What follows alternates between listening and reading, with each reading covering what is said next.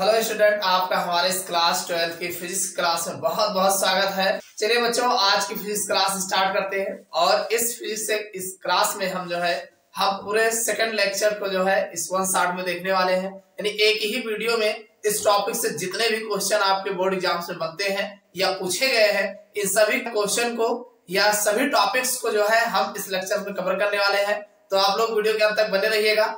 अगर अभी तक आपने इस लेसन से कुछ भी नहीं तैयार किया है तो बिल्कुल मत घबराइए। इस लेक्चर्स में इस वन शॉट के इस वीडियो में आपको इस लेसन से जितने भी टॉपिक आपके बोर्ड एग्जाम में फंसने वाले हैं, सारे टॉपिक देखने को मिल जाएंगे। तो आज की क्लास शुरुआत करते हैं। आज का हमारा जो मोस्ट इंपॉर्टेंट लेसन है बोर्ड एग्जाम्स का सेकंड लेसन है, जो कि हमारा है स्थिर वैद्युत विभव तथा धारिता। स्थिर वैद्युत विभव तथा धारिता, ये हमारा फिजिक्स का सेकंड लेसन बनता है। और इस लेसन में जो भी मोस्ट इंपॉर्टेंट टॉपिक्स हैं उनको हम बारी बारी करके एक्सप्लेन करने वाले हैं। देखो, अभी तक अगर आप लोगों ने कुछ नहीं पढ़ा है तो यहाँ से आप अपने बोर्ड एग्जाम्स की तैयारी मात्र 1 घंटे के करीब वीडियो देख करके आप अपने बोर्ड एग्जाम्स के इस लेसन से जितने भी क्वेश्चन बनने वाले हैं सभी क्वेश्चनों को तैयार कर सकते हैं। चलिए भाई शुरू करते हैं। सबसे पहला हमारा जो हेडिंग है, देखो आपका लेसन स्थिर वैद्युत विभव है। तो सबसे पहले विभव क्या होते हैं इसको जान लेते हैं। सबसे पहला क्वेश्चन जो इस लेसन का बनता है कि वैद्युत विभव से आप क्या समझते हैं, वैद्युत विभव किसे कहते हैं।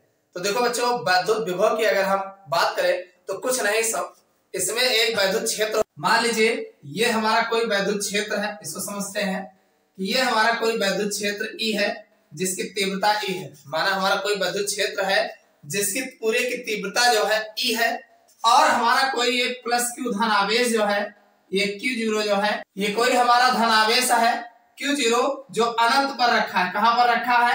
अनंत पर रखा है। अब इस अनंत से हमें क्या करना है कि इसको ला करके यहां तक लाना है। कहां? वैद्युत क्षेत्र के भीतर लाना है। कहां लाना है? वैद्युत क्षेत्र के भीतर इसको ले करके यहां से यहां तक आना है। तो आप इसको कैसे लाओगे? अरे यहां से यहां तक लाने में कुछ ना कुछ काम करना पड़ेगा, तभी तो ये आएगा। बिना कुछ किए ऐसे सड़क के थोड़ी आ जाएगा। यानी भाई एकांक धन आवेश को, मान लीजिए हमारा धन आवेश है, तो इस धन आवेश को अनंत से हम वैद्युत क्षेत्र के भीतर, ये हमारा वैद्युत क्षेत्र है, इसके भीतर, तो वैद्युत क्षेत्र के भीतर लाने में कुछ ना कुछ कार्य करना पड़ेगा। क्या करना पड़ेगा? कार्य करना पड़ेगा। तो यही जो कार्य किया जाता है इसी को वैद्युत विभव कहते हैं। क्या कहते हैं? वैद्युत विभव कहते हैं। यानी एकांक, इसकी परिभाषा देखो हमने जो लिखा है आप यहाँ से याद कर सकते हो कि एकांक धन आवेश को अनंत से वैद्युत क्षेत्र के भीतर, ये हमारा कोई एरिया है जो वैद्युत क्षेत्र यहाँ पर उत्पन्न रखा है, लगाया गया है, कुल मिला के वैद्युत क्षेत्र इस पर उत्पन्न किया गया। तो एकांक धन आवेश को अनंत से वैद्युत क्षेत्र के भीतर तक लाने में किया गया कार्य, क्या किया गया है? कार्य किया गया। कुछ काम करोगे ना, ऐसे थोड़ी चला आएगा, आने के लिए कुछ काम करना पड़ेगा। तो किया गया कार्य जो होता है वो वैद्युत विभव कहलाता है। समझ में आ गई बात? हो जाएगा। इसमें हमने यही लिखा है कि एकांक धन आवेश को अनंत से वैद्युत क्षेत्र के भीतर किसी बिंदु तक लाने में किया गया कार्य वैद्युत विभव कहलाता है। हो जाएगा, कोई दिक्कत नहीं। अब ये जो वैद्युत विभव होता है, यानी जो विभव होता है, विभव का फार्मूला हम क्या, विभव का फार्मूला हम लिखेंगे कार्य बटे आवेश। कार्य बटे आवेश। भाई हम वैद्युत क्षेत्र के भीतर ला रहे हैं, एक आवेश को ला रहे हैं, एकांक धन आवेश को यहाँ तक ला रहे हैं, तो कुछ कार्य कर रहे हैं। कार्य और आवेश का अनुपात जो होगा वो विभव कहलाए। तो विभव को हम V द्वारा प्रदर्शित करते हैं। अब किया गया कार्य जो होता है हमारा W होता है, और आवेश को Q लिखा जाता है। तो अब ये हमारा भाई एकांक, ये हमारा Q यानी V बराबर W/Q हमें फार्मूला प्राप्त हो जाएगा। अब रही बात इसके मात्रक की, अगर हम बात करें इसका मात्रक क्या बनेगा, तो भाई कार्य जो होता है वो जूल होता है, और प्रति लगाएंगे क्योंकि बटे में है, और Q जो होता है कूलाम होता है। भाई आवेश को हम कूलाम में लिखते हैं, तो जूल प्रति कूलाम ये इसका मात्रक बनेगा। और इसे विभव को एक दूसरा मात्रक होता है, आप ऐसा भी कह सकते हैं, सीधा सीधा इसको वोल्ट कह सकते हैं। क्या कह सकते हैं? वोल्ट। इसे V द्वारा भी प्रदर्शित किया जाता है। अब रही बात इसकी बीमा की, अगर हम बात करें इसका बीमा कैसे निकाला जाएगा। बीमा के लिए भाई W की जो बीमा होती है ml² t-2, ये W की विमा होती है, ml² t, ये कार्य की विमा होती है। और ये जो हमारा Q होता है, अगर देखा जाए Q की विमा, आवेश की विमा, तो ये AT होता है। इसको इसमें मिला, तो जब इसको इसमें मिलाएंगे तो हमारा क्या बन जाएगा भाई, m है और l है, तो l² रहेगा ही रहेगा। और सुनिए t-2 है, अगर आप बटे में ये है इसको ऊपर ले जाओगे तो t-2 -1 ये भी होगा, तो t-3 हो जाएगा और a रहेगा ही रहेगा, तो a भी ऊपर जा रहा है तो इनवर्स a भी हो जाएगा। तो ml² t-3 a इनवर्स जो है ये इसकी बीमा जो है प्राप्त हो जाएगी। समझ में आ गई बात कि नहीं? कुछ नहीं करना है, कार्य की जो बीमा होती है ml² t-2 होता है और बटे में हमारा आवेश है, आवेश का AT होता है। तो अब इसको जब ऊपर मिलाओगे तो ये t-1 बनेगा, ऊपर जाएगा -2, पहले से है तो -3 हो जाएगा और ये दोनों ऐसे हो जाएगा, a ऊपर जाएगा तो इनवर्स हो जाएगा। तो ये इसकी बीमा है। समझ में आ गया ना? एकाग्र धन आवेश को अनंत से विद्युत क्षेत्र के भीतर किसी बिंदु तक लाने में जो किया गया कार्य होता है वो विभव कहलाता है। विभव बराबर होता है W/Q। W जो है किया गया कार्य है और नीचे आवेश है। समझ में आ गई बात? किसी आवेश को ही तो लेके आओगे। देखो दूसरी जो परिभाषा है विद्युत विभवांतर, ये भी आपके बोर्ड एग्जाम से खूब नंबर लगा के पूछे गए हैं। ये विद्युत विभवांतर से आप क्या समझते हैं, इसका फार्मूला पूछा जाता है, बीमा भी कभी कभी पूछ लेते हैं। तो इस क्वेश्चन को भी हम जानने वाले हैं। कुछ नहीं करना है, ये मान लीजिए हमारा कोई विद्युत क्षेत्र है। समझ में आई बात? ये हमारा विद्युत क्षेत्र है और एक बिंदु A है और दूसरा बिंदु हमारा B है। तो कुल मिलाके इसके पहले वाले में हमने देखा कि हमारा जो एकाग्र धन आवेश था, तो एकाग्र धन आवेश को अनंत मतलब विद्युत क्षेत्र के बाहर कहीं अनंत से हम विद्युत क्षेत्र के भीतर कहीं तक लाते थे, तो जो काम करते थे वो हमारा विभव कहलाता था। अब की बार क्या है कि अंदर में ही स्थित है, यानी मान लीजिए कोई बिंदु आवेश हमारा यहाँ Q है, अब उसको B स्थान से लेकर के हम A स्थान तक लाते हैं, यानी विद्युत क्षेत्र के भीतर में ही एक बिंदु से दूसरे बिंदु तक लाने में हम जो कार्य करते हैं, क्या करते हैं? कार्य, यानी जो कार्य करेंगे तो उस कार्य को ही हम जो है विभवांतर कहते हैं। समझ में आई बात कि नहीं? आप इसकी परिभाषा ऐसे बता सकते हैं कि विद्युत क्षेत्र के भीतर स्थित एक ये हमारा पूरा क्षेत्र जो है वो विद्युत क्षेत्र है जिसकी तीव्रता मान लो E है। तो विद्युत क्षेत्र के भीतर स्थित एकाग्र धन आवेश को एक बिंदु से दूसरे बिंदु तक लाने में किया गया कार्य उसका विभवांतर कहलाता है, यानी विद्युत विभवांतर कहलाता है। याद हो जाएगा, कोई दिक्कत नहीं है। चलिए तो आप लिख सकते हैं विभवांतर बराबर देखो इसमें कोई भी चेंजिंग नहीं करना है। आप जानते हैं जो विभवांतर निकालोगे तो कहां से कहां तक निकालो भाई, A से B के बीच निकालोगे। तो अब किया क्या है, विभवांतर बराबर कार्य किए हो और नीचे आवेश रहेगा ही रहेगा भाई, आवेश से तो रहे। फॉर्मूले में किसी भी प्रकार की चेंजिंग नहीं होगी, यानी विभवांतर बराबर कार्य बटा आवेश होगा। अब इसका अगर मात्रक देखा जाए भाई, कार्य बटा आवेश सेम हो जाएगा, जैसे विभव का फार्मूला है वैसे विभवांतर का है। इसको डेल्टा बी से लिखा जाता है। डेल्टा बी बराबर लिख सकते हो W/Q भाई, डेल्टा V बराबर आप लिख सकते हो W/Q। ये डेल्टा बी जो है विभवांतर को प्रदर्शित करता है। अब इसके अगर हम मात्रक की बात करें तो मात्रक वही हो जाएगा, कार्य का मात्रक जूल होता है और आवेश या आपका आवेश जो है इसे कूलाम से प्रदर्शित करते हैं, तो जूल प्रति कूलाम ये हो जाएगा। और इसकी अगर बीमा की बात करें भाई, बीमा तो सेम हो जाएगी, जब सेम फार्मूला है तो बीमा भी सेम हो। अभी अभी हमने बताया था कि ml² t-3 ऊपर हो जाएगा और फिर A की पावर इनवर्स हो जाएगा। ये बीमा जो है विभवांतर का और विभव का दोनों का सेम होता है। तो समझ में आ गया होगा कि विद्युत विभवांतर किसे कहते हैं, यानी विद्युत क्षेत्र के भीतर स्थित एकाग्र धन आवेश को एक बिंदु से किसी दूसरे बिंदु पे तक ले जाने में किया गया कार्य है उस बिंदु का विभवांतर कहलाता है। तो विभवांतर बराबर W/Q होता है। समझ में आ गई बात, कोई दिक्कत नहीं होगी ना। चलो अगला क्वेश्चन देख लेते हैं। अगला क्वेश्चन जो आपके बोर्ड एग्जाम्स में काफी नंबर लगा के पूछा गया है, बहुत पूछा जाता है कि विभव प्रवणता से आप क्या समझते हैं, यानी विभव प्रवणता क्या होती है। तो देखो विभव प्रवणता की अगर हम बात करें तो जो दूरियां होती है तो दूरी के सापेक्ष विभव परिवर्तन की दर, यानी जैसे जैसे दूरियां बदलती जाती है वैसे वैसे विभव भी परिवर्तित होता जाता है। तो दूरी के सापेक्ष विभव परिवर्तन की जो दर होती है वो विभव प्रवणता को प्रदर्शित करता है। याद हो जाएगा? नहीं याद होगा? भाई विभव प्रवणता कह रहा है तो दूरी के सापेक्ष विभव परिवर्तन की दर जो होती है विभव प्रवणता कहते हैं। हो जाएगा, कोई दिक्कत नहीं। तो आप लिख सकते हैं विभव प्रवणता बराबर, ऊपर लिखेंगे विभव परिवर्तन और फिर नीचे लिख देंगे दूरी परिवर्तन। दूरी परिवर्तन विभव प्रवणता जो होगा विभव परिवर्तन बटे दूरी परिवर्तन। अब विभव परिवर्तन, भाई विभव भी होता है और विभवांतर डेल्टा भी होता है, तो आप इसको डेल्टा भी लिख सकते हैं। परिवर्तन हो रहा है ना भाई, ए से बी बिंदु तक लाओगे, दोनों के अंतर निकालोगे तो उसे डेल्टा से रिप्रेजेंट किया जाता है। डेल्टा भाई दो बिंदु सापेक्ष के बीच अगर निकाला जाता है तो डेल्टा लगाया जाता है। तो ऐसे दूरी में भी वही कहानी है, तो दूरी को x से रिप्रेजेंट करेंगे तो डेल्टा x हो जाएगा। समझ में आई बात की नहीं? अब ये डेल्टा भी जो है, जहां डेल्टा भी बराबर, आप बता सकते हैं जहां डेल्टा भी बराबर ये विभवांतर है, विभवांतर, और ये हमारा डेल्टा x बराबर दूरी है। क्या है? दूरी का अंतर है। समझ में आ गई बात? तो ये तो बात हो गई कि विभव प्रवणता से आप क्या समझते हैं। उम्मीद करते हैं समझ में आ गया होगा।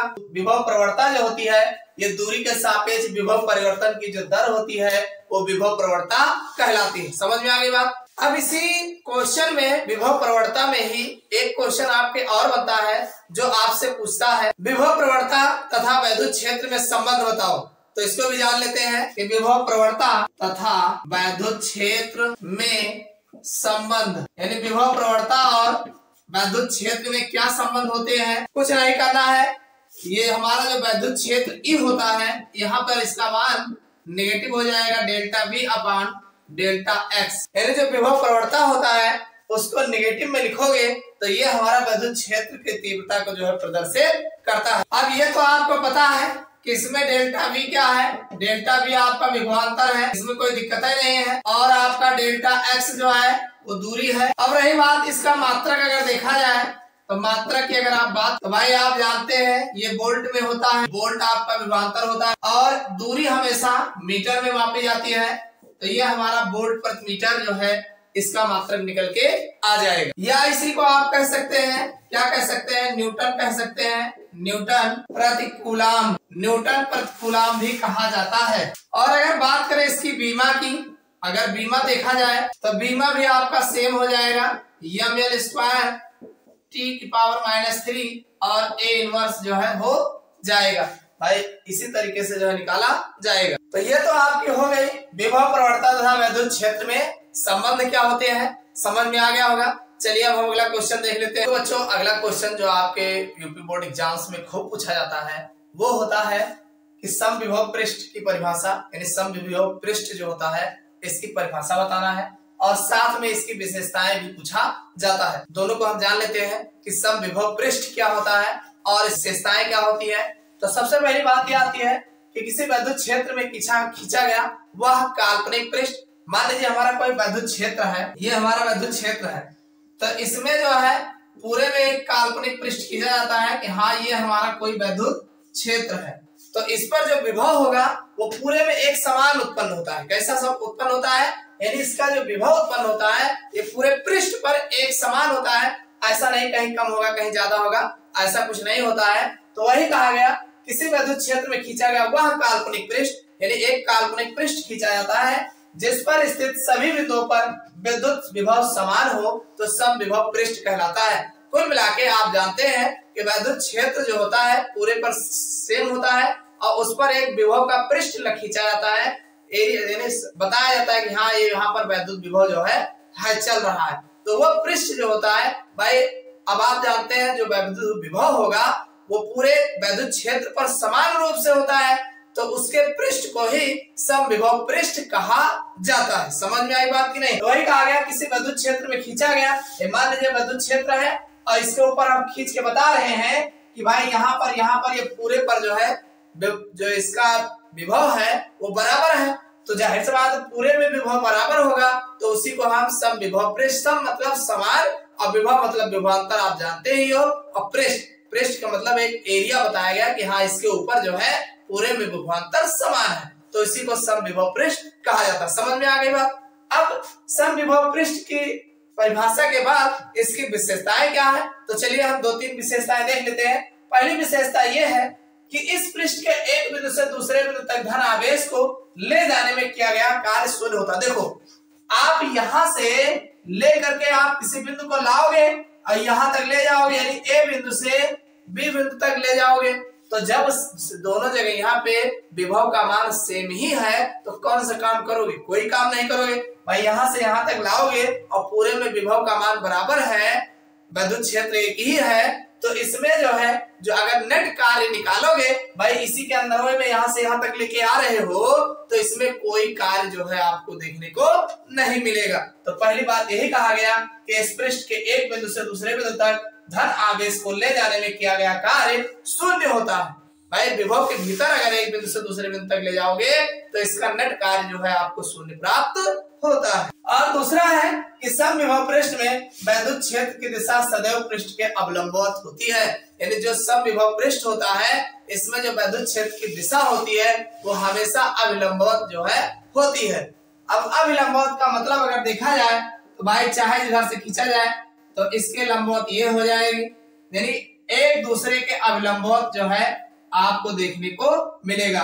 भाई ये चीज अगर देखोगे तो इसके लंबवत हो जाएगा और इसके लंबवत ये हो जाएगा।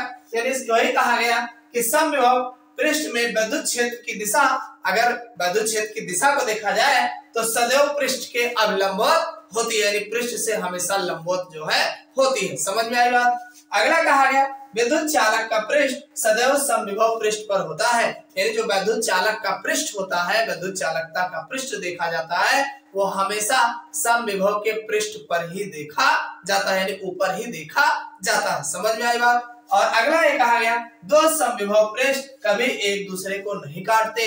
भाई समविभव पृष्ठ जो होते हैं एक दूसरे को काटते नहीं है। समझ में आ गई बात।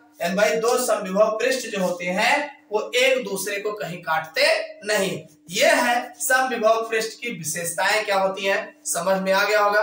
तो मोस्ट इंपॉर्टेंट क्वेश्चन है, इसलिए आपके बोर्ड एग्जाम्स में कई बार पूछे गए हैं। तो चलिए अब हम अगला क्वेश्चन देख लेते हैं। देखो बच्चों अगला जो क्वेश्चन आपके बोर्ड एग्जाम्स में पूछा जाता है इस लेसन से वो बनता है बिंदु आवेश के कारण किसी बिंदु पर विद्युत विभव का व्यंजक ज्ञात करना, यानी व्यंजक स्थापित करना जो है किसी बिंदु आवेश के कारण विद्युत विभव का व्यंजक स्थापित करने के लिए कहा जाता है।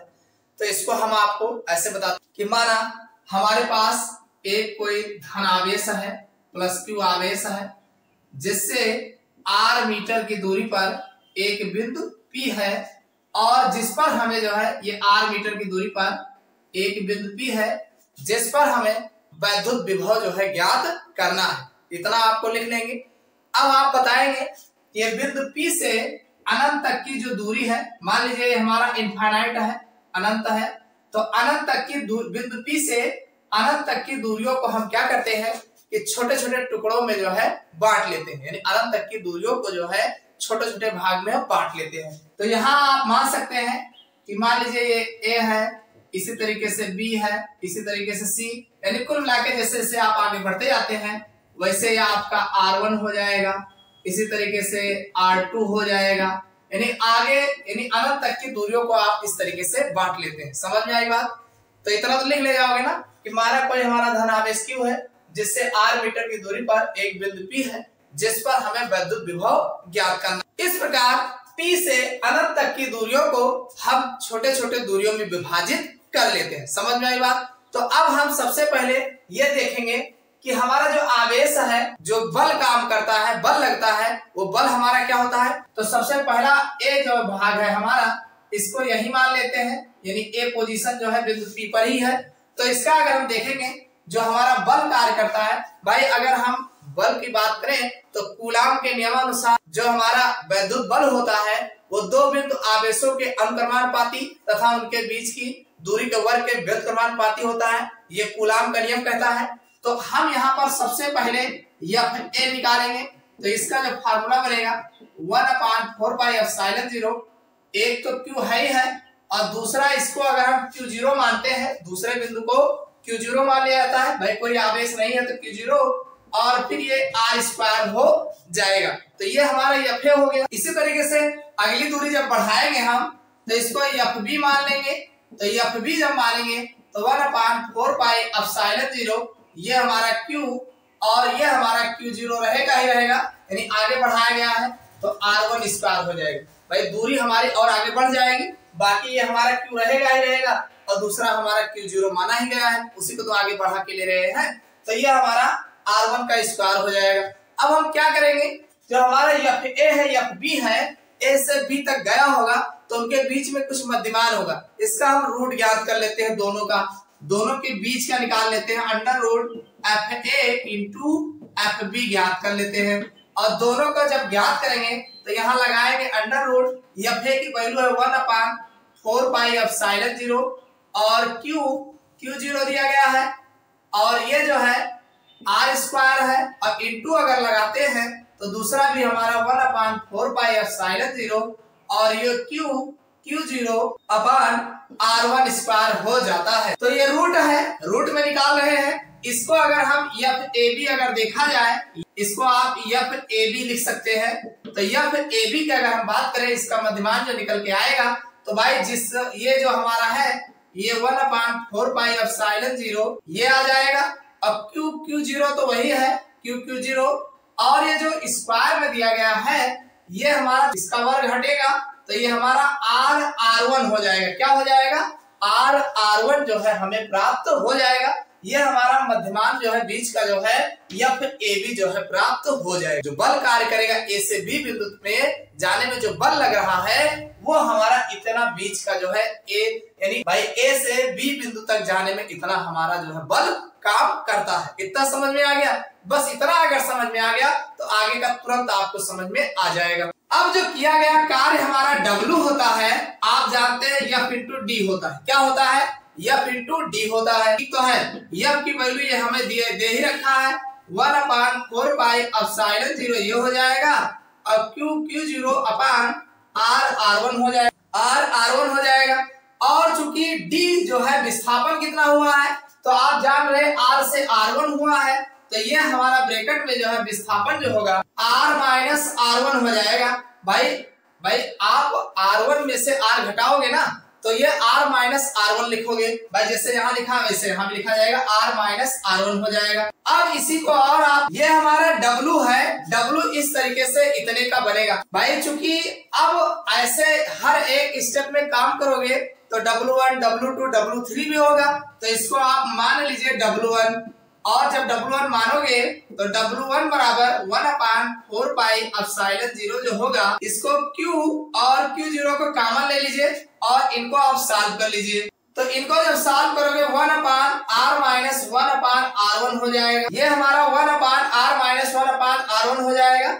ये हमारा W1 हो। इसी तरीके से अगर हम बात करें W2 की बात करें, भाई A से B तक वाला काम इतना हो जाएगा तो B से C वाला अगर देख लेते हैं तो यह हमारा 1/4 पाई एप्सिलॉन 0 तो रहेगा ही रहेगा, क्यू जीरो रहेगा।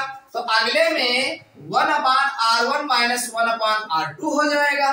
क्यों, अरे उससे आगे जब जाओगे तो इसी के आगे तो ये आएगा तो ये हो जाएगा। इसी तरीके से अगर हम W3 की बात करें तो 1/4 पाई एप्सिलॉन 0 क्यू जीरो तो रहेगा। अगला 1/r2 माइनस 1/r3 हो जाएगा। क्यों, ऐसे अनंत तक आप चलते चलिए जहां तक जा पाओ तो ये अनंत की दूरियों को जिस तरीके से बांटा गया है उस तरीके से आपका निकल के आ जाएगा। इतना समझ में आ गया? अब आपको करना क्या है, W1, W2 और W3 जो आपने लिखा है कुल कार्य निकाल लेना है। क्या निकाल लेना है, कुल कार्य।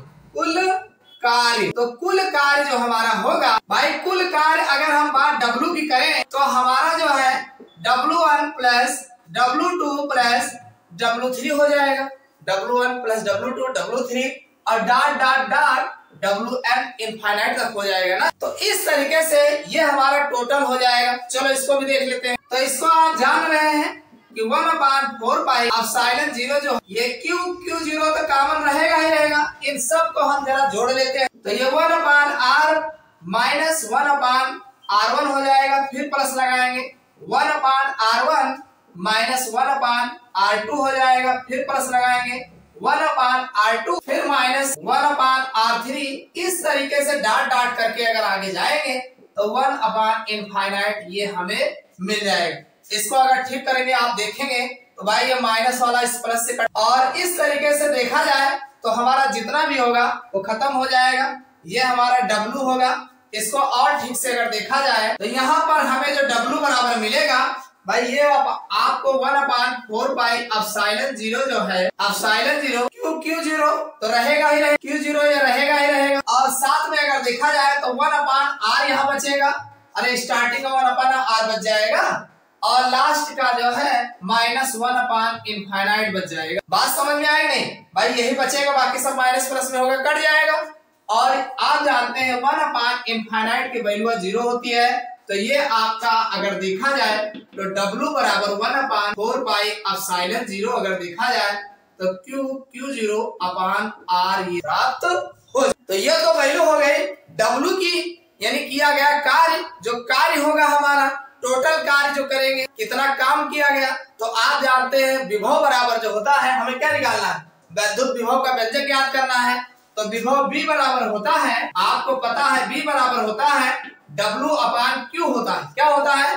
W अपान Q। और इस Q को Q0 लिखेंगे क्योंकि हमारा जो बिंदु आवेश होगा इसके कारण। अब इसी पर अगर रखते हैं W की वैल्यू रख देंगे 1 अपान 4 पाई एप्सिलॉन 0 ये हो जाएगा और साथ में Q0 अपान R हो जाएगा और बटे में ये हमारा Q0 रहेगा ही रहेगा। तो ये Q0 कैंसिल हो जाएगा, तो हमारा V बराबर जो व्यंजक मिल जाएगा क्या मिलेगा 1 अपान 4 पाई एप्सिलॉन 0 Q अपान R। ये इतना तो बचेगा, ये हमारा वैद्युत विभव का ज्ञात हो जाएगा। समझ में आया कि नहीं आया? नहीं समझ में आया? ऐसे देख लो भाई, सीधी सी बात है कि हमारा बिंदु आवेश Q है, धन आवेश है, यहाँ से R मीटर की दूरी पर एक बिंदु A है या P है जिस पर हमें वैद्युत विभव ज्ञात करना है। अब P से अनंत तक की दूरियों को हम छोटे छोटे भागों में बांट लेते हैं, जिसे R1, R2, R3 इस तरीके से मान लेते हैं।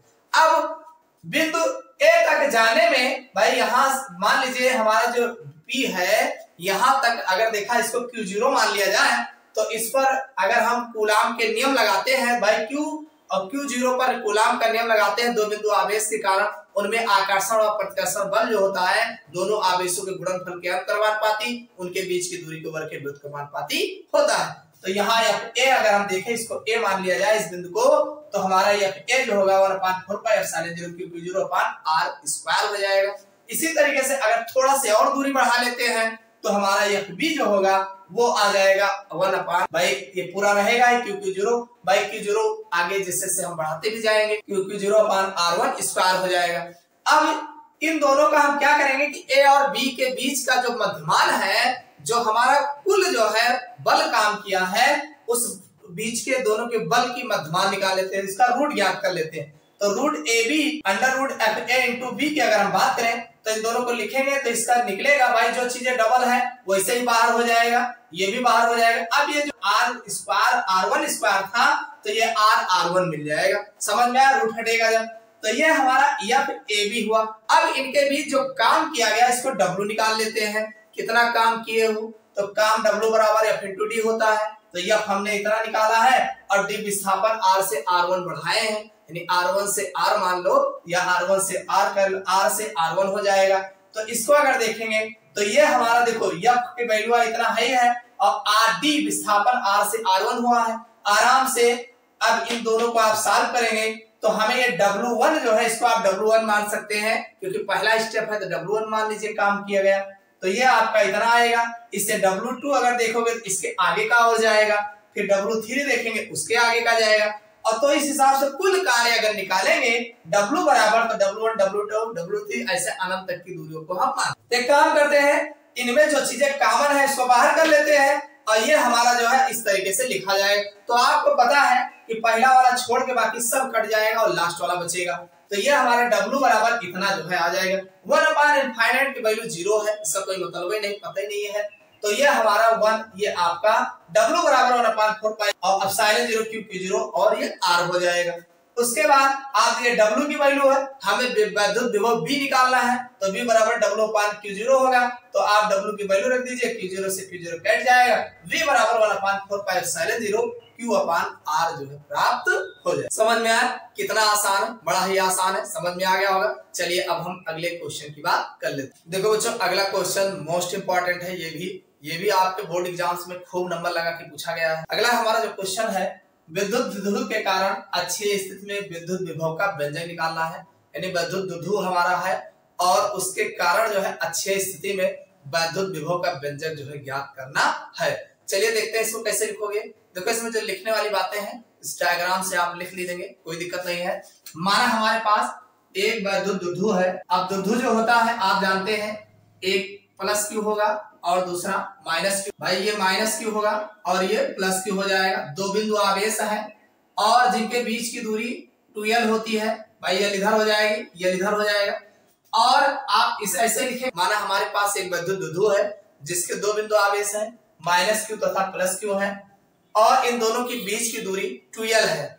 अब आप बताएंगे द्विध्रुव के मध्य बिंदु से r मीटर की दूरी पर, मान लीजिए ये अच्छी स्थिति में कह रहा है तो ये इसी अक्ष पर यानी r मीटर की दूरी पर एक बिंदु P है जिस पर हमें विद्युत विभव जो है ज्ञात करना है। बस इतना आपको इतना समझ में आ गया कि हमें यहां से जो है मध्य बिंदु से r मीटर की दूरी पर जो बिंदु P है इस पर विद्युत विभव ज्ञात करना हो जाएगा। चलिए अब हम आगे बताते हैं। अब अगर देखा जाए तो प्लस क्यू आवेश से बिंदु की दूरी, अगर ध्यान से देखा जाए तो यहां से यहां तक की दूरी अगर देखा जाए तो r माइनस एल हो जाएगा। आप लिखेंगे r माइनस एल हो जाएगा। इसी तरीके से माइनस क्यू आवेश से बिंदु P की दूरी, अगर आप बात यहां से देखेंगे तो यहां से अगर देखेंगे तो हमारा ये हो जाएगा, भाई r में l को जोड़ देंगे तो r प्लस एल हो जाएगा। इतना समझ में आ गया। तो अगर हम देखें प्लस क्यू आवेश के कारण उत्पन्न विभव यानी सबसे पहले हम प्लस क्यू आवेश के कारण जो उत्पन्न विभव होगा इसको लिख लेते हैं। तो ये हमारा V1 बराबर हो जाएगा 1/4 पाई एप्सिलॉन 0 रहेगा ही रहेगा और ये Q रहेगा और नीचे ये हमारा यहां से हो रहा है तो ये R माइनस एल हो जाएगा। समझ में आ गई बात, इसको आप एक मान सकते हैं। इसी तरीके से माइनस क्यू आवेश के कारण उत्पन्न विभव, अब की बार हम यहाँ माइनस क्यू के कारण देखेंगे तो हमारा ये V2 जो होगा 1/4 पाई एप्सिलॉन 0 रहेगा ही रहेगा और ये R प्लस एल हो जाएगा। ये हमारा इक्वेशन 2 हो जाएगा। समझ में आ गई बात ना भाई, प्लस के कारण जो उत्पन्न होगा विभव ये R माइनस एल हो जाएगा और माइनस के कारण जो उत्पन्न होगा R प्लस एल हो जाएगा। इस तरीके से समझ में आई। बाकी चीजें कॉमन है वो तो रहेगा ही रहेगा। अब आप निकाल सकते हैं, लिख सकते हैं बिंदु P पर परिणामी विभव, यानी जो बिंदु P पर परिणामी विभव होगा उसको निकाल लेते हैं। तो उसके लिए V बराबर V1 प्लस V2 होगा। अब एक चीज आप जानते हैं, ये माइनस क्यू आवेश के कारण है तो यहाँ ये माइनस लग जाएगा और ये प्लस क्यू आवेश के कारण है प्लस में रहेगा।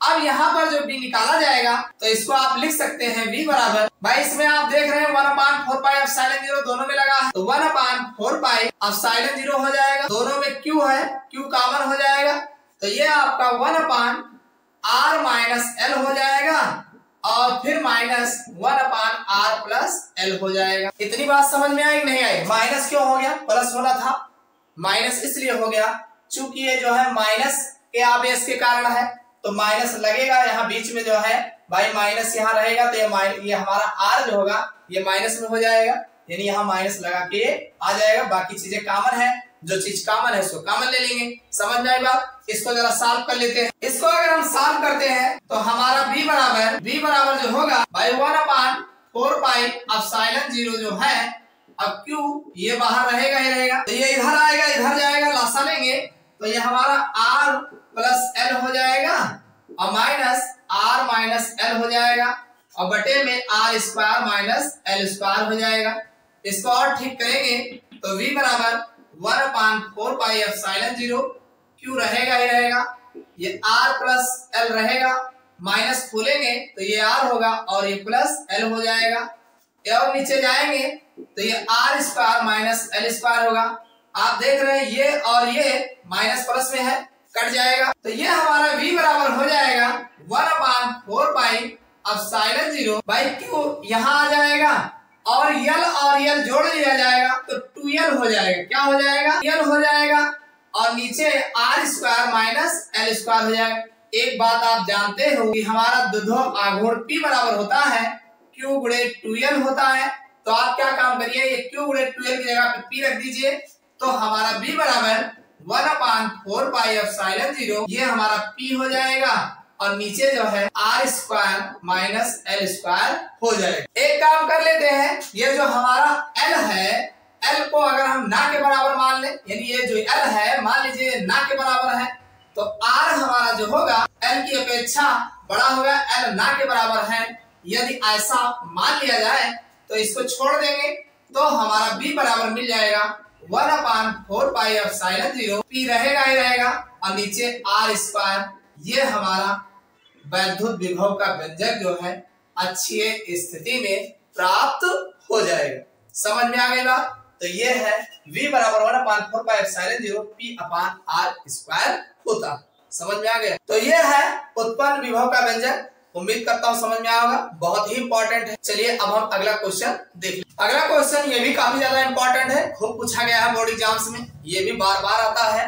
ये हमारा क्वेश्चन वैद्युत द्विध्रुव के कारण निरक्षीय स्थिति में वैद्युत विभव का व्यंजक जो है स्थापित करने को कहा जाता है। चलिए इसको भी देख लेते हैं कैसे आपको लिखना है। इसको आप लिखेंगे कि माना हमारे पास दो बिंदु है, एक द्विध्रुव है जिसके दो बिंदु आवेश है, एक प्लस क्यू है और दूसरा माइनस क्यू है। भाई दो बिंदु आवेश हो गए, एक माइनस क्यू है और दूसरा प्लस क्यू आवेश है और इनके बीच की दूरी 2l है। भाई ये इधर हो जाएगा, ये इधर हो जाएगा, इनके बीच की दूरी जो है 2l है। और फिर बताएंगे कि द्विध्रुव के मध्य बिंदु से r मीटर की दूरी पर एक बिंदु P है जिस पर हमें जो है वैद्युत विभव जो है ज्ञात करना है। यहाँ से r मीटर की दूरी पर एक बिंदु P है। अब चूंकि यह जो है निरक्षीय स्थिति में है तो यह जो है ऊपर होगा, ठीक। तो यहाँ पर आपको वैद्युत विभव जो है ज्ञात करना है। अब हम इसको कॉर्नर को आपस में मिला देते। तो आपको यहाँ पर ये P बिंदु है, भाई P बिंदु है, यहीं पर हमें वैद्युत विभव निकालना है। इसको आप यहाँ पे 0 मान ले तो आपको दो त्रिभुज दिखाई दे रहा होगा। इसको A मान लिया जाए तो A0P हो जाएगा और इसको अगर B मान लिया जाए तो एक त्रिभुज आपको ऐसे दो त्रिभुज आपको जो है दिखाई दे रहे हैं। दो त्रिभुज आपको दिखाई दे रहे होंगे, ये हमारा A हो गया, ये P है और ये हमारा 0 है और ये B है, इस तरीके से। तो आपको भाई ये R है, यहां तक की दूरी R है, ये L है, तो आपको ये निकालना हो अगर तो आप PA स्क्वायर बराबर आप जानते हैं भाई इधर का, और यानी अगर पाइथागोरस प्रमेय लगाया जाए तो हमारा ये हो जाएगा, लंब ये हो जाएगा, आप जानते हैं। तो ये हमारा P0 का वर्ग हो जाएगा और प्लस AO का वर्ग हो जाएगा। कुल मिला के अगर हम PA निकालते हैं तो PA बराबर अंडर रूट PO की वैल्यू R है तो ये R का स्क्वायर हो जाएगा और प्लस ये L का स्क्वायर हो जाएगा। कुल मिला के हमें जो मिलेगा PA की वैल्यू इतना जो है प्राप्त हो जाएगा। तो ये हमारा यहाँ से ये आपका आ जाएगा R square plus L square हो जाएगा। इसी तरीके से ये दूरी जो है R square plus L square हो जाएगा। समझ में आ गई बात कि नहीं? पाइथागोरस प्रमेय से हम इस ये दूरी जो है ज्ञात कर लेंगे। समझ में आ गई बात? अब आपको करना है, अब आप बताएंगे कि प्लस क्यू आवेश के कारण बिंदु P पर उत्पन्न विभव, भाई प्लस क्यू आवेश के कारण बिंदु P पर उत्पन्न विभव जो होगा भाई प्लस क्यू के कारण हो रहा है, इसको आप V1 मान सकते हैं। 1/4 पाई एप्सिलॉन 0 क्यू रहेगा ही रहेगा और चूंकि यहाँ की अगर देखा जाए भाई R, तो इसकी जो दूरी है वो under root R square plus L square है, ये हो जाएगा। भाई R होता है ना, तो ये R हो जाएगा। इसी तरीके से अगर देखा जाए माइनस क्यू आवेश के कारण बिंदु P पर उत्पन्न विभव, तो अब ये माइनस क्यू के कारण है तो V2 बराबर माइनस 1/4 पाई एप्सिलॉन 0 और ये हो जाएगा तो रहेगा ही रहेगा under root R square plus L square. ये हमारा दूसरा फार्मूला, ये फर्स्ट हो जाएगा और ये सेकंड हो जाएगा। अब अगर बिंदु P पर परिणामी विभव की अगर हम बात करें, जो हमारा परिणामी विभव प्राप्त होगा V बराबर V1 प्लस B2 होगा। तो इसको आप रख लेते हैं दोनों की वैल्यू। तो B1 की वैल्यू है 1/4πε0 और Q upon under root R square plus L square हो जाएगा। अब ये माइनस में होगा 1/4πε0 Q और ये हो जाएगा under root R square plus L square हो जाएगा। समझ में आ गई बात? आप देख रहे हैं इधर वाला प्लस में इधर वाला माइनस में है, बाकी वैल्यू सेम है तो दोनों कट जाएगा, कुल मिला के B बराबर 0 हमें प्राप्त हो। तो इस तरीके से निरक्षीय स्थिति में अगर हम देखा जाए तो जो विभव का मान प्राप्त होता है दुर्ध्रुव के कारण वो शून्य प्राप्त होता है। उम्मीद करता हूँ समझ में आ गया होगा, मोस्ट इंपॉर्टेंट है। चलिए अब हम अगले क्वेश्चन की बात कर लेते हैं। अगला क्वेश्चन जो आपके बोर्ड एग्जाम्स में खूब पूछा जाता है वो क्वेश्चन है हमारा कि वैद्युत धारिता से आप क्या समझते हैं, यानी वैद्युत धारिता के बारे में पूछा जाता है। ये भी आपके बोर्ड एग्जाम्स में खूब नंबर लगा के पूछा गया है। चलिए इसको भी देख लेते हैं। तो सीधी सी बात है, इसकी जो परिभाषा है, किसी चालक को दिए गए आवेश, भाई क्या लिखा गया है, वैद्युत धारिता। धारिता मतलब होता है धारण करना। क्या होता है? धारण करना। धारण मतलब ले लेना भाई, ग्रहण कर लेना। तो क्या ग्रहण कर लेना? वैद्युत को ग्रहण कर लेना। यानी अगर हम किसी चालक को वैद्युत देते हैं तो वो उसको धारण कर लेता हो, तो वही और जितना वो धारण करता है वही उसकी वैद्युत धारिता कहलाती है। सीधी सी बात है कि किसी चालक को दिए गए आवेश तथा चालक के विभव में होने वाली वृद्धि के अनुपात को चालक की विद्युत धारिता कहते हैं। यानी जितना हम चालक को आवेश देते हैं और उसके कारण चालक के विभव में जितना वृद्धि होती है तो उन दोनों का जो अनुपात होता है वो चालक की धारिता कहलाती है। ये एक परिभाषा तो ये है। और दूसरी परिभाषा आप इसको भी कह सकते हैं, किसी चालक की आवेश ग्रहण करने की जो क्षमता होती है, किसी चालक की आवेश ग्रहण करने की जो क्षमता होती है, चालक की वैद्युत धारिता कहलाती है। क्या कहलाती है? चालक की वैद्युत धारिता कहलाती है। दोनों डिफिनेशन समझ में आ गई होगी। चलिए इसको हम ऐसे लिखते हैं। देखो इसको आप लिख सकते हैं Q, यदि जो आवेश दिया जाएगा तो उसके विभव में वृद्धि होगी। जब किसी चालक को आवेशित किया जाता है तो उसके विभव में क्या होता है? वृद्धि होती है। तो यानी आवेश ये विभव के समानुपाती होता है। भाई जितना आवेश देंगे उतने विभवांतर बढ़ेगा, विभव उत्पन्न हो बढ़ेगा, तो जो वृद्धि होगी Q समानुपाती भी होगा। अगर इस समानुपाती हटाते हैं, बराबर लाते हैं, तो एक नियतांक C रखते हैं जो हमारे चालक वैद्युत धारिता कहलाती है। यह हमारा हो जाएगा Cb। अगर हम बात C की करें तो C हमारा जो होगा वो बराबर होगा Q अपान B के होगा। यानी Q जो आप कह सकते हैं जो धारिता होती है आवेश तथा विभवांतर, यानी विभव जो होता है, दोनों का अनुपात जो होता है वो वैद्युत धारिता कहलाती है। समझ में आ गई बात? तो यानी C बराबर Q अपान B जो है ये वैद्युत धारिता की जो है फार्मूला जो है निकल के आ जाता है। समझ में आई बात? अब इसका अगर मात्रक अगर देखा जाए तो इसका मात्रक क्या होगा? भाई आवेश का मात्रक आपको पता है कूलाम होता है, और ये जो विभव होता है, विभव का मात्रक जो है ये वोल्ट होता है, और ये जो हमारा C होता है इसका अगर मात्रक देखा जाए वैसे आप कह सकते हैं ये फैरड में जो है मापा जाता है। यानी जो धारिता होती है इसको फैरड में जो है मापा जाता है, यानी F से रिप्रेजेंट करते हैं। समझ में आ गई बात? यानी धारिता का मात्रा जो है फैरड भी होता है, पूछा गया है एग्जाम में आप। अब इसकी अगर बीमा की बात करें कि इसका बीमा कितना होता है, देखो भाई हमारा जो Q है अगर देखा जाए तो इसकी बीमा 80 होता है। भाई कूलाम है ना, कूलाम की बीमा जो होता है एम्पियर सेकंड होता है तो 80 होता है। और अगर देखा जाए विभव की बीमा, जो हमारा विभव होता है इसकी जो बीमा होती है वो आपका बन जाएगा, इसकी बीमा आ जाएगी ml स्क्वायर t की पावर -3 होगा और फिर a इनवर्स। ये हमने जो है इससे पहले जो है विभव b का जो बीमा बताए थे ml स्क्वायर t -2 a की पावर 1, इसको जरा हम ऊपर ले जाएंगे तो हमारा जो ये बीमा बन जाएगा यहाँ पे m इनवर्स हो जाएगा। इसका जो बीमा निकल के आएगा m इनवर्स हो जाएगा और l -2 जाएगा तो ये l की पावर ये -2 हो जाएगा और t यहाँ पर एक पहले से है और ये -3 है, ये +3 हो जाएगा, एक और बढ़ेगा तो ये t का 4 हो जाएगा और a यहाँ ऑलरेडी है ही है और ये इनवर्स है, ये a स्क्वायर जो है आपको मिल जाएगा। तो इस तरीके से इसकी बीमा जो है धारिता की जो है निकाला जाता है। भाई ये हमारा जो कूलाम होगा इसकी बीमा Q का 80 हो जाएगा और जो हमारा विभव होता है ml स्क्वायर t -3 a की पावर इनवर्स, ये हमारा इसकी बीमा होती है। तो इसको अगर हम Q अपान V के हिसाब से देखते हैं बटे में, तो ये ऊपर जाएगा तो हमारे m inverse L minus 2 t की पावर 4 और a की पावर जो है 2 जो है हमें प्राप्त हो जाए। समझ में आ गई बात। चलिए अब हम अगला क्वेश्चन देख लेते हैं। देखो बच्चों, अगला क्वेश्चन जो आपका बनता है वो है संधारित्रों का संयोजन। बहुत ज्यादा इंपॉर्टेंट नहीं है, लेकिन आपके एग्जाम्स में इस पर न्यूमेरिकल बनते हैं और ये जो है एग्जाम में पूछा जाता है।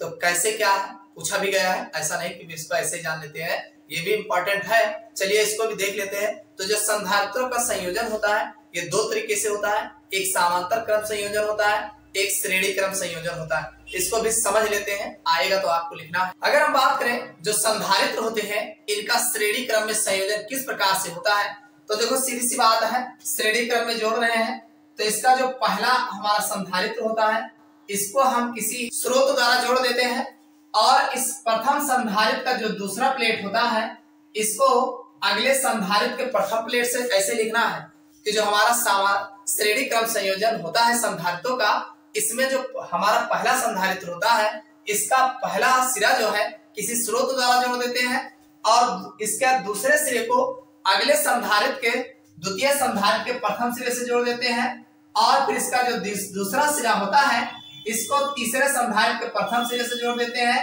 और अब इसका दूसरा सिरा जो है फिर इस प्रकार से आपस में अलग अलग संधारित्रों को जोड़ करके और फिर अंतिम संधारित्र का दूसरा सिरा और प्रथम संधारित्र के पहले सिरे को ले जाकर के एक जो है बैटरी से संपर्कित कर दिया जाता है।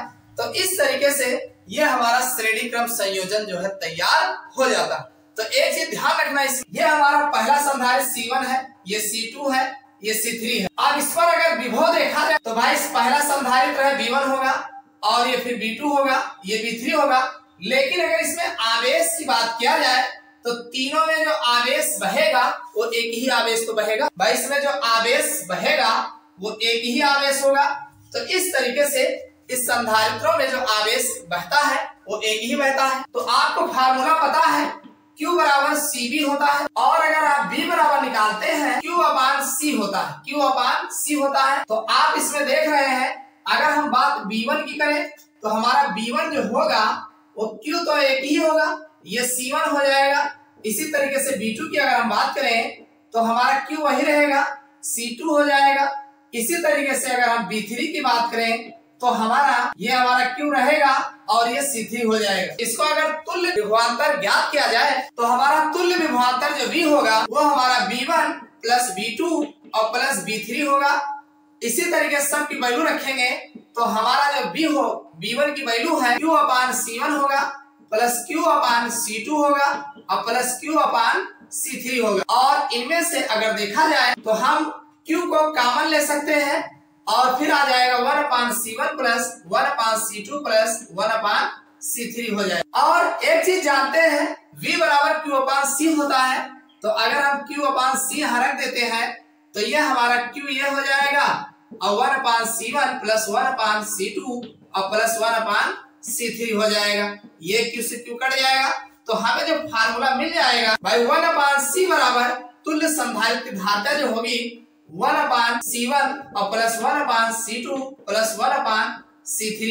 ये जो है तीन संधारित्र को आपस में जोड़कर जो संयोजन निकाला जाएगा तो तुल्य जो इसकी धारिता मिलेगी श्रेणी क्रम संयोजन का 1 अपान C बराबर 1 अपान C1 प्लस 1 अपान C2 प्लस 1 अपान C3 जो है ज्ञात होता है। समझ में आ गई बात। तो ये तो बात थी संधारित्रों का श्रेणी क्रम संयोजन। इसी तरीके से हम समांतर क्रम को भी देख लेते हैं। देखो अगर हम बात करें समांतर क्रम संयोजन तो इसमें जितने भी संधारित्र, मान लीजिए हमारे पास तीन संधारित्र है, तीनों संधारित्र का जो प्रथम सिरा होता है इसको एक बिंदु से जोड़ दिया जाता है। मान लीजिए हमारे पास तीन संधारित्र है और तीनों संधारित्र एक दूसरे के समांतर क्रम में लगे हुए हैं, तो इनका जो है प्रथम सिरा जो होता है एक बिंदु से संपर्कित कर दिया जाता है यानी यहाँ पे, और जो इसका दूसरा सिरा होता है उसको जो है किसी दूसरे बिंदु से जो है जोड़ दिया जाता है और दोनों बिंदुओं को ले जाकर के एक जो है विभवांतर जो है इस पर स्थापित किया जाता है। तो एक चीज आप जान रहे हैं भाई, ये हमारा संधारित्र C1 है,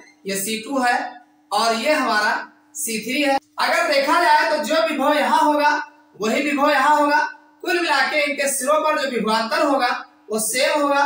इसमें जो आवेश बहेगा Q1 होगा और ये Q2 होगा और ये Q3 होगा, यानी तीनों में आवेश की मात्रा जो होगी वो अलग अलग होता है। तो आप जानते हैं अगर आप Q1 बराबर देखते हैं भाई Q बराबर CV होता है, तो यहाँ पर C1 हो जाएगा और V जो है सेम होगा। इसी तरीके से अगर Q2 बराबर देखते हैं तो C2 और V हो जाएगा और Q3 बराबर देखते हैं तो C3 V जो है हमें अलग अलग Q1 Q2 Q3 की मात्रा मिल जाएगी। अब इनके अगर कुल आवेश की बात करें तो हमारा Q बराबर होगा Q1 plus Q2 plus Q3। अगर देखा जाए तो भाई आप जानते हैं Q बराबर Q1 की वैल्यू जो है C1B plus C2B plus C3B हो जाएगा। अब यहाँ पर आप देख रहे हैं Q बराबर हो जाएगा, इसमें से B कॉमन हो जाएगा तो C1 plus C2 plus C3 हो जाएगा। आप जानते हैं Q बराबर क्या होता है भाई, Q बराबर आपको पता है CB होता ही है। तो आप एक काम करिए, इस CB को यहाँ रख देंगे भाई, Q की जगह पे CB हम यहाँ रख देंगे तो ये B रहेगा और ये C1 plus C2 plus C3 हो जाएगा। इस B को कैंसिल कर देंगे तो हमारा C बराबर C1 plus C2 plus C3, यानी तुल्य धारिता जो हमें प्राप्त होगी तीनों के योग के बराबर होता है। समझ में आई बात कि नहीं भाई? अगर आप समांतर क्रम में संयोजन करते हैं तो इनकी जो तुल्य धारिता होती है वो तीनों के योग के बराबर होती है, और अगर आप मान लीजिए श्रेणी क्रम संयोजन करते हैं तो इनकी जो तुल्य धारिता प्राप्त होती है वो इनका मान जो होता है वो कम प्राप्त होता है। समझ में आ गई बात? तो ये तो बात हो गई संधारित्रों का श्रेणी क्रम संयोजन और समांतर क्रम संयोजन। अब हम अगले क्वेश्चन की बात कर ले। अगला क्वेश्चन जो आपके बोर्ड एग्जाम्स में बहुत पूछा जाता है वो है किसी विलगित गोलीय चालक की धारिता, यानी विलगित गोलीय चालक की धारिता ज्ञात करने को कहा जाता है और इसके बारे में काफी जो है पूछा गया है। तो चलिए इस क्वेश्चन को भी समझ लेते हैं। इसके लिए आप जानते हैं, माना कोई गोलीय चालक है जिसकी त्रिज्या R है, यानी R त्रिज्या का एक गोलीय चालक है। माना हमारे पास R त्रिज्या का एक गोलीय चालक है। समझ में आ गई? और ये जो गोलीय चालक है कोई अचालक पदार्थ का बना है, यानी ये गोलीय चालक जो है कोई अचालक पदार्थ का बना है।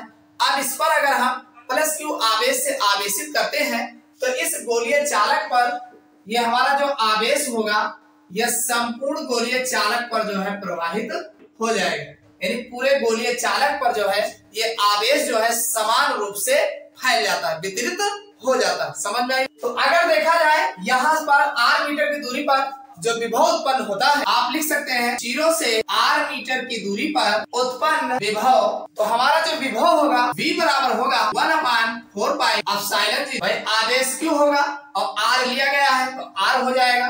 भाई विभव V बराबर होता है 1/4 पाई एप्सिलॉन 0 Q/R होता है। बात समझ में आ गई? अब अगर हम चालक की धारिता की बात करें, चालक की धारिता, तो जो चालक की धारिता C बराबर होता है भाई आपको पता है Q/B होता है, यही तो चालक की धारिता होती है C बराबर Q/B। तो यहाँ पर आपका C हो जाएगा Q की वैल्यू उठा के, भाई Q आपका है ऑलरेडी यही, और V की वैल्यू जो है 1/4 पाई एप्सिलॉन 0 और Q/R हो जाएगा। ये Q से Q कैंसिल हो जाएगा तो हमें C बराबर, देखो ये पलट जाएगा ये ऊपर जाएगा तो ये 4 पाई एप्सिलॉन 0 R जो है चालक की धारिता जो है हमें गोलीय चालक की धारिता जो है प्राप्त हो जाए, यानी जो गोलीय चालक की धारिता C बराबर होगा 4 पाई एप्सिलॉन 0 R जो है मिलेगा। समझ में आ गई बात? तो ये है किसी विलगित गोलीय चालक की धारिता का व्यंजक किस प्रकार निकाला जाता है। समझ में आ गया होगा? चलिए अब हम अगले क्वेश्चन की बात कर लेते हैं। देखो अगला क्वेश्चन जो इस बोर्ड एग्जाम्स में आपके खूब नंबर लगा के पूछा गया है वो है समांतर प्लेट संधारित्र की धारिता ज्ञात कीजिए, यानी समांतर प्लेट संधारित्र की जो है धारिता आपको निकालना है।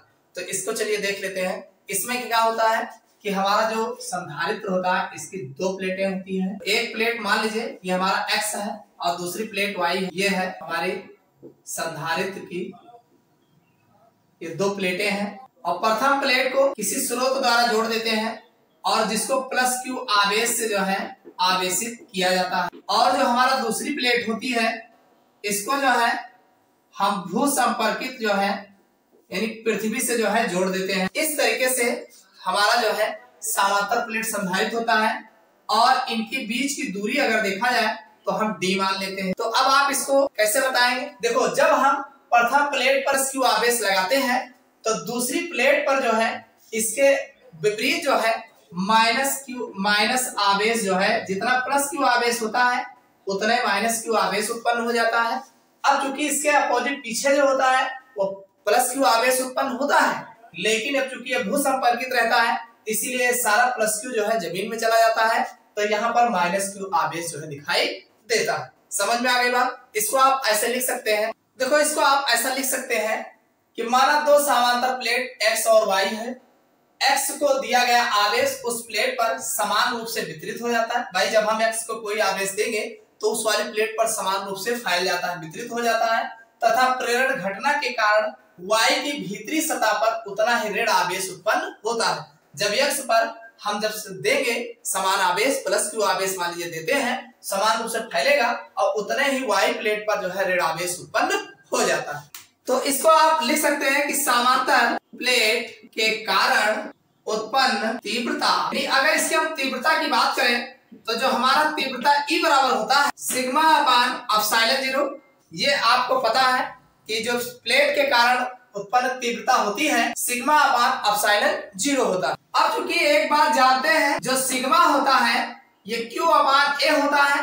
भाई सिग्मा की जो वैल्यू होती है वो Q अपान A होता है। तो यहाँ पर अगर हम E की बात करें, सिग्मा की वैल्यू Q अपान A रखेंगे तो A एप्सिलॉन 0 ये हमें जो है तीव्रता जो है प्राप्त हो जाए। अब इसी पर देखा जाए, यदि प्लेटों के बीच की दूरी d हो तो मान लीजिए इन प्लेटों की बीच की दूरी d है तो हमारा E बराबर हो जाएगा तथा विभव V हो तो, भाई अगर प्लेटों के बीच की दूरी d हो तो जो विभव होगा वो अगर V मान लिया जाए तो हमारा E बराबर जो मिलेगा V अपान D होगा। भाई विद्युत क्षेत्र की तीव्रता E बराबर V अपान D हो जाएगा। यहाँ से अगर हम V की वैल्यू निकालें तो V बराबर जो होगा E और D हो जाएगी। E की वैल्यू ऑलरेडी इतना है, इसको उठा के यहाँ रखते हैं, तो यहाँ पर अगर रखेंगे तो हमारा जो V बराबर मिलेगा E की वैल्यू है Q अपान A एप्सिलॉन 0 और D हमारा जो है रहेगा ही रहेगा। तो समांतर प्लेट संधारित्र की धारिता, यानी जो हमारी समांतर प्लेट संधारित्र की धारिता प्राप्त हो जाएगी C बराबर, आप जानते हैं Q अपान B होता है और B की वैल्यू इतना है, इसको अगर रखेंगे तो Q हमारा ऊपर हो जाएगा और ये V की वैल्यू Q A एप्सिलॉन 0 ये होगा, ये D हो जाएगा, D होगा, ये Q से Q कट जाएगा तो हमें C बराबर और ये ऊपर चले जाएगा A एप्सिलॉन 0 ये ऊपर चला जाएगा और ये D ऊपर है तो यहाँ D आ जाएगा, यानी ये हमारा वैल्यू जो है प्राप्त होगा C बराबर A एप्सिलॉन 0। उसके बाद D जो है समांतर प्लेट संधारित्र की धारिता जो है प्राप्त हो जाती। समझ में आई बात? तो ये तो था समांतर प्लेट संधारित्र की धारिता का व्यंजक किस प्रकार निकाला जाता है। उम्मीद करता हूँ समझ में आया होगा। सबसे पहले समांतर प्लेट के कारण उत्पन्न तीव्रता E बराबर सिग्मा अपान एप्सिलॉन 0 होता है और सिग्मा की वैल्यू Q अपान A होता है।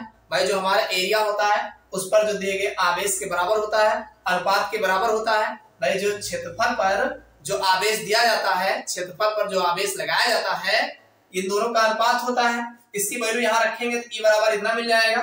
यदि प्लेटों के बीच की दूरी D हो तथा विभव V उत्पन्न हो रहा हो तो E बराबर V अपान D होता है, तो ये हमारा V बराबर ED हो जाएगा। और अगर V बराबर देखा जाए तो यहाँ से इसको हम रखेंगे तो हमारा इतना आ जाएगा। और समांतर प्लेट संधारित्र की धारिता जो होती है C बराबर Q अपान B होता है। B की वैल्यू यहाँ से उठा के रख देंगे तो C बराबर A एप्सिलॉन 0 अपान D हमें प्राप्त हो जाता। समझ में आ गया होगा? भाई समझ में अगर वीडियो आ रहा हो तो वीडियो को लाइक अवश्य कर दीजिएगा और कमेंट भी करिएगा। और चलिए फिर जो है अगले क्वेश्चन को हम देख लेते हैं। देखो बच्चों, अगला क्वेश्चन जो आपके बोर्ड एग्जाम्स में खूब नंबर लगा के पूछा गया है वो है किसी आवेशित संधारित्र के लिए स्थितिज ऊर्जा का व्यंजक स्थापित करना, यानी व्यंजक ज्ञात करना। स्थितिज ऊर्जा का व्यंजक निकालने के लिए दिया जाता है, वेरी वेरी इंपॉर्टेंट है। चलिए इसको भी देख लेते हैं। इसमें होता क्या है, किसी संधारित्र को आवेशित करने में किया गया कार्य, मान लीजिए हमारा कोई संधारित्र है उसको आवेशित किया जा रहा है, तो आवेशित करने में जो हम काम करते हैं यानी जो किया गया कार्य होता है वो चालक में ऊर्जा के रूप में संचित हो जाता है, यानी उस चालक में जो है ऊर्जा के रूप में संचित हो जाता है। और यही ऊर्जा के रूप में जो संचित होता है जिसे आवेशित चालक की स्थितिज ऊर्जा कहा जाता है। समझ में आई बात कि नहीं? यानी जब किसी संधारित्र को हम आवेश देते हैं, आवेशित करते हैं, तो आवेशित करने में उस चालक में जो है कुछ ऊर्जा के रूप में संचित हो जाता है। यानी आवेशित करने में भाई चालक को जब हम आवेशित करते हैं तो आवेशित करने में हमें कुछ कार्य करना पड़ता है, और यही किया गया कार्य जो होता है वो ऊर्जा के रूप में संचित हो जाता है, जिसे हम जो है आवेशित चालक की स्थितिज ऊर्जा कहते हैं। इतनी बात समझ में है, लिख ले जाओ, कोई दिक्कत नहीं। एक बात और जाने रहिएगा, इसको आप लिख सकते हैं कि जब हम किसी चालक को आवेशित करते हैं यानी आवेशित किया जाता है तो प्रारंभ में आवेश जो होते हैं आसानी से सरलता पूर्वक जो है ग्रहण कर लेता है, यानी स्टार्टिंग में जो आवेश देते हो आसानी से ग्रहण कर लेता है, और जब उसमें कुछ आवेश आ जाता है तो धीरे धीरे आवेश को ग्रहण नहीं करता है, और फिर जब बाद में आवेश को ग्रहण कराने के लिए हमें कुछ न कुछ कार्य करना पड़ता है, और यही कार्य जो है उसमें ऊर्जा के रूप में संचित हो जाता है। तो इसको कैसे निकालते हैं, चलिए इसको जान लेते हैं। आप लिख सकते हैं चालक को आवेशित करने में किया गया कार्य, तो किया गया कार्य जो होता है W बराबर बाई Q गुणे औसत विभव। भाई आवेश जो दोगे तो जाहिर सी बात है, तो ये हमारा किया गया कार्य W बराबर Q गुणे विभव। अब आगे आप बता सकते हैं कि यदि चालक का प्रारंभिक विभव V1 है तथा अंतिम विभव V2 हो, तो भाई प्रारंभिक विभव V1 था, अंतिम विभव V2 है, तो अब यहाँ पर हमें औसत विभव लिखना है ना, तो हम पहले औसत विभव निकाल लेते हैं। तो हमारा जो औसत विभव बनेगा, औसत विभव भाई V1 प्लस V2 अपान 2 होता है ना। औसत कैसे निकाला जाता है, यानी दोनों को योग करके और 2 से डिवाइड कर दीजिए तो हमें औसत विभव प्राप्त हो जाता है। तो अब स्टार्टिंग में जो हमारा V1 था वो 0 है, तो अब हमारा यानी V1 बराबर अगर यहाँ 0 रख देंगे तो हमारा जो औसत विभव मिल जाएगा, औसत विभव वो होगा V2 अपान 2 हो जाएगा। अरे V1 बराबर 0 रख दोगे तो V2 अपान 2 नहीं हो जाएगा। अब इसी V2 को अगर हम B मान, ये जो हमारा V2 है इसको अगर हम B मान लें तो यहाँ पर जो किया गया कार्य W होगा भाई Q तो होगा ही होगा, और यहाँ पर ये हमारा भाई औसत विभव क्या है, अगर V को B मान लिया जाता है तो ये हमारा जो मिलता है V अपान 2 हो जाएगा ना। भाई औसत विभव हमारा अगर देखा जाए औसत विभव तो ये हमारा B अपान 2 हुआ, तो यहाँ हम B अपान 2 रख दें। तो इसका एक फार्मूला आप लिख सकते हो 1 अपान 2 Q इंटू B। ये पहला फार्मूला आपको जो है किए गए कार्य का जो है प्राप्त हो जाए। तो जो किया गया कार्य होता है यही ऊर्जा के रूप में संचित हो जाता है, तो मतलब U बराबर 1 अपान 2 QB जो है ये हमारा स्थितिज ऊर्जा जो है प्राप्त हो जाती है। समझ में आ गया भाई, जो किया गया कार्य है वही ऊर्जा के रूप में संचित होता है, तो ये हमारा मिल जाएगा। इसी तरीके से अगर आप Q बराबर CB रख लें, यानी Q की जगह पे CB रखते हैं तो स्थितिज ऊर्जा U बराबर 1/2 Q की जगह पे CB रखेंगे और भी पहले से है, तो ये हमारा जो दूसरा फार्मूला मिल जाएगा CB स्क्वायर मिल जाएगा। क्या मिल जाएगा, 1 अपान 2 CB स्क्वायर मिल जाएगा U बराबर। और आप जानते हैं U बराबर जो CB है अगर यहाँ से V निकाल लिया जाए तो V बराबर निकालोगे तो Q अपान C हो जाएगा।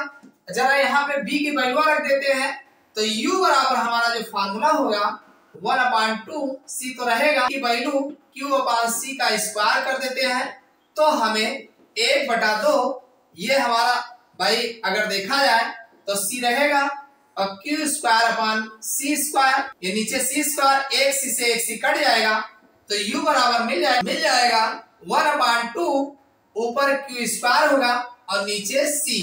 अगला जो है स्थितिज ऊर्जा का फार्मूला हमें प्राप्त हो जाए। इस तरीके से अलग अलग जो है स्थितिज ऊर्जा का फार्मूला निकाला जाता है। उम्मीद करता हूँ आपको संधारित्व के लिए स्थितिज ऊर्जा का व्यंजक जो है इस तरीके से निकाला जाता है, यही ऊर्जा जो है संचित हो जाती है। तो उम्मीद करता हूँ जितने भी टॉपिक्स हमने बताए हैं ये सारे टॉपिक्स मोस्ट इंपॉर्टेंट है और सब जो है बोर्ड एग्जाम्स में खूब नंबर लगा के पूछे गए हैं। इतना टॉपिक अगर आप पढ़ लेते हैं तो आपके बोर्ड एग्जाम्स में एक भी क्वेश्चन जाने नहीं पाएगा और इसी में से आपके बोर्ड एग्जाम्स में सारा क्वेश्चन इस लेसन का मिल जाएगा। तो उम्मीद करता हूँ वीडियो पसंद आया होगा। अगर वीडियो पसंद आया हो तो अपने दोस्तों के साथ शेयर करिएगा और वीडियो को लाइक न किया हो अभी तक तो लाइक कर देना और कमेंट कर दीजिएगा। चलिए फिर मिलते हैं अगले क्लास में किसी नए टॉपिक को लेकर।